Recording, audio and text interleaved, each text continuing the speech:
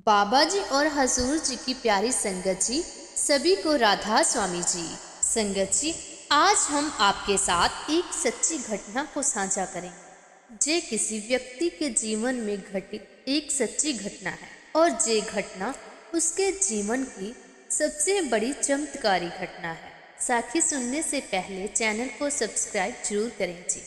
जे साखी बड़े हजूर महाराज जी के टाइम की है।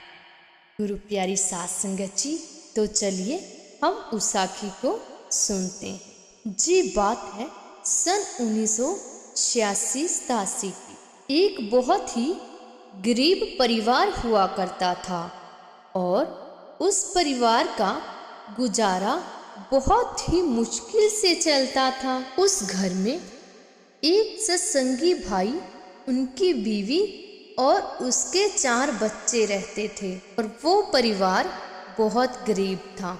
उनके पास खाने के लिए एक टाइम का खाना भी बहुत मुश्किल से मिल पाता था और उस घर में रहने वाला व्यक्ति जो सत्संग में बहुत आता था और सेवा भी बहुत करता था, अपनी हक हलाई से मजदूरी करके अपने बच्चों और अपनी बीवी का पेट पालता था। हम जानते हैं कि उस समय इतने साधन नहीं हुआ करते थे जितने कि अब हैं। उस समय बहुत कम लोगों के पास ही साइकिल या छोटे मोटे साधन हुआ करते थे, लेकिन उस गरीब व्यक्ति के पास कोई साधन नहीं था और वो पैदल ही मजदूरी के लिए जाता था।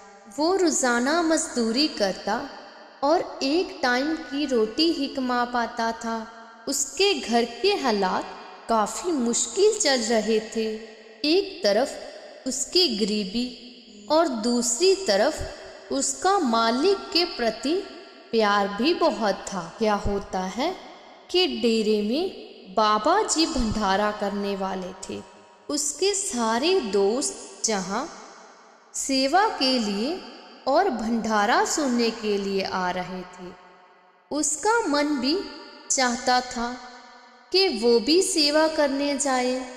उसके मन में मालिक के लिए बहुत लगाव था, इसलिए उसने कुछ दिन मजदूरी की, थोड़ा पैसा जमा किया और अपने परिवार वालों को दे दिया और खुद सेवा के लिए निकल पड़ा। उनका गांव डेरे से काफ़ी दूर था, इसलिए उसे डेरे पहुंचने में कुछ दिन लग गए और डेरे में जाकर वो भाई सेवा करने लगा। वो सत्संगी भाई अपनी गरीबी से बहुत परेशान था। जब वो रास्ते में था तो उसे यही ख्याल आ रहे थे कि मेरी बीवी और मेरे बच्चे कैसे गुजारा करते होंगे। उसके मन में ये बात बार बार आ रही थी। वो बार बार यही सोच रहा था कि उसके बाल बच्चे और उसकी बीवी पता नहीं खाना खाकर सोते हैं या फिर भूखे ही सो जाते हैं।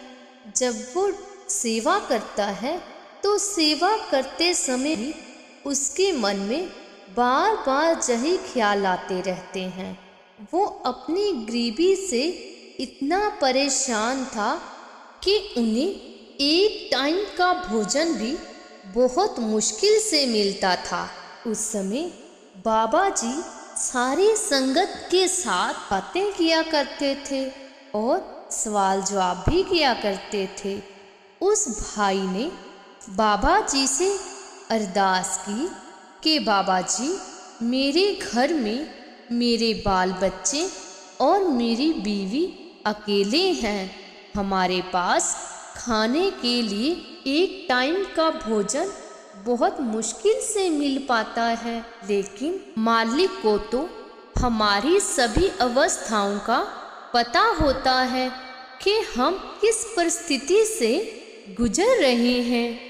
तो बाबा जी ने कहा कि भाई, तू चिंता मत कर, तेरे बच्चे भूखे नहीं सोते हैं, वो रोजाना भोजन करके ही सोते हैं। तो उस भाई के मन में थोड़ा सा डर कम हुआ, क्योंकि बाबा जी रोजाना ही उनके बच्चों और बीबी को भोजन देकर आते थे और वो उनको रोज फूलियों का प्रसाद भी दिया करते थे। लेकिन बाबा जी ने उस भाई को इसके बारे में नहीं बताया और उस भाई से कहा कि देखो भाई, तुम सेवा की तरफ ध्यान दो, उनकी चिंता मत करो। और वो सत्संगी भाई जे मन के साथ सेवा करता रहता और मालिक के आगे यही अरदास करता कि मेरे बच्चों और मेरी बीवी का ख्याल रखना। तो सेवा करते करते कितने ही दिन बीत गए और जब सेवा समाप्त हुई और भंडारा सुनकर वो भाई अपने घर वापस जाने लगा। उस समय फूलियों का प्रसाद दिया जाता था। उस भाई को जो प्रसाद मिला, उसने सोचा कि क्यों ना वो अपने परिवार वालों के लिए घर ले जाए। पता नहीं इतने दिनों से उन्होंने कुछ खाया भी होगा कि नहीं। तो ये सोचकर उसने प्रसाद खुद नहीं खाया और घर ले गया। कुछ दिन के बाद वो अपने घर पहुंचा। जब वो अपने घर पहुंचा तो अपनी बीवी और बाल बच्चों को देखकर बहुत हैरान हो गया, क्योंकि उसके बाल बच्चे और उसकी बीवी बहुत खुश थे और उनकी सेहत पहले से भी बहुत अच्छी दिख रही थी। वो सोच रहा था कि जे इतने खुश क्यों हैं, इन्होंने तो इतने दिनों से खाना भी नहीं खाया होगा। जब वो अपने बाल बच्चों के साथ बातें करता है और उनसे पूछता है, तुमने इतने दिन कैसे गुजारा किया और तुम तो बहुत खुश नजर आ रहे हो। तुम सभी ने इतने दिनों से खाना भी खाया है या फिर पानी से ही गुजारा किया है। उसके बाल बच्चों और उसकी बीवी ने बताया कि हमें तो रोजाना खाना मिलता था। तो उस भाई ने पूछा कि कहाँ से? तो उसकी बीवी ने और बाल बच्चों ने बताया कि एक बूढ़ा आदमी आया करता था जो हमें रोजाना खाना देकर जाया करता था और साथ में हमें प्रसाद भी देकर जाता था। हम रोजाना भोजन करते और उसका प्रसाद खाते थे। जो वो प्रसाद देकर जाते थे वो प्रसाद तो बहुत ही स्वाद हुआ करता था। में किसी तरह की कोई दिक्कत या फिर कोई परेशानी नहीं आई। वो भाई सोचने लगा कि कौन बूढ़ा आदमी था जो इनको रोज खाना और प्रसाद देकर जाता था। तो उसके मन में आता है कि शायद कहीं उसके बाबा जी ही तो नहीं है। तो वो अपने बाल बच्चों और अपनी बीवी से पूछता है कि जो बूढ़ा आपको रोजाना भोजन और प्रसाद देकर जाता था वो दिखने में कैसा दिखता था।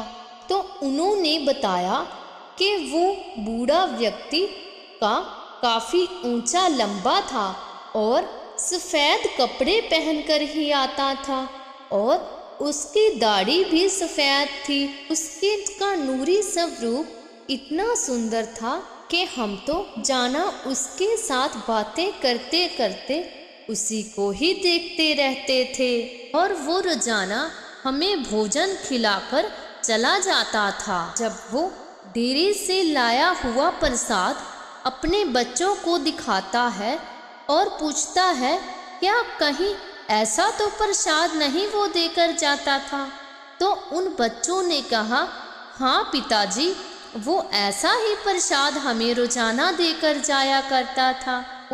वो भाई ऊंची ऊंची रोने लगता है और उसकी आंखों में से बहुत ज़्यादा आंसू आने लगते हैं। जब उसकी बीवी और बाल बच्चे पूछते हैं कि आप रो क्यों रहे हैं, तो वो बताता है कि बेटा वो कोई और नहीं था, वो तो हमारे सतगुरु हमारे बाबा जी ही थे, जो तुम्हें रोज खाना खिलाने आते थे और तुम्हें रोजाना प्रसाद देने आते थे। वो वहीं बैठकर हाथ जोड़कर अपने अंदर की भावना से मालिक का शुक्राना करता है।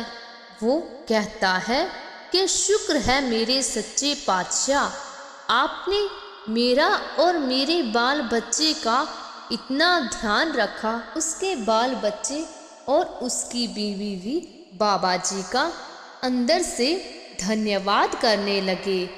जब से उनके जीवन में ये घटना घटी, तभी से वो सारा परिवार बाबा जी के डेरे में जाने लगा। जब भी भंडारा आता तो उस भाई का सारा परिवार डेरे में जाता और सेवा करता। इसी तरह वो हक हलाल की कमाई भी करता। ऐसे करते करते उनकी गरीबी भी दूर हो गई। उनके अच्छे दिन आने में देर नहीं लगी। उस भाई के बाल बच्चे बड़े होकर अच्छा कारोबार करने लगे और उनकी गरीबी खत्म हो गई और उनका गुजारा अच्छे से चलने लगा। वो अपने जीवन में खुश रहने लगे। तो गुरु प्यारी साध संगत जी, इसी तरह मालिक हमारा हर वक़्त साथ देते हैं। जब कोई भगत उनकी सच्चे मन से सेवा करता है तो वो उसके सारे दुख दर्द दूर कर देते हैं। जैसे इस भाई के परिवार के साथ हुआ।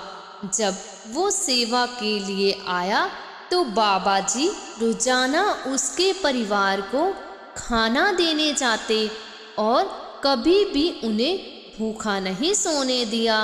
गुरु प्यारी साध संगत जी, हमें भी अपने मालिक के साथ जुड़कर रहना चाहिए और भजन बंदगी को समय देना चाहिए और जब जब मौका मिले तो हमें सेवा भी करनी चाहिए। इसी तरह संत सतगुरु हम पर दया करते हैं और जब वो दया करते हैं तो हमें पता ही नहीं चलता कि हमारा बुरा वक़्त कब गुजर गया। बाबा जी कहते हैं कि बुरे वक़्त को एक सुपने की तरह भूल जाओ और अच्छे कर्म करो, जिससे तुम्हारे जीवन की परिस्थितियाँ अच्छी हो जाएं। गुरु प्यारी साध संगत जी, तो आप सभी बताएं कि आपको ये साखी कैसी लगी। ये साखी एक सच्ची घटना है और जिस भी परिवार के साथ घटी है वो परिवार बहुत भाग्यशाली होगा, क्योंकि बाबा जी ने दया मेहर करके उनके जीवन में खुशियाँ भर दी। इसीलिए कहते हैं, जब हम मालिक से सच्चे मन से अरदास करें तो वो जरूर सुनते हैं। फिर चाहे हम जहाँ मर्जी हों, वो खुद हम तक पहुँच जाते हैं और हमें कभी भी दुखी नहीं होने देते हैं। तो गुरु प्यारी साध संगत जी, ऐसी ही साखियाँ सुनने के लिए आप हमारे चैनल को लाइक, शेयर और सब्सक्राइब जरूर कीजिए, ताकि आपको ऐसी ही सुंदर सुंदर साखियाँ सुनने को मिलती रहे।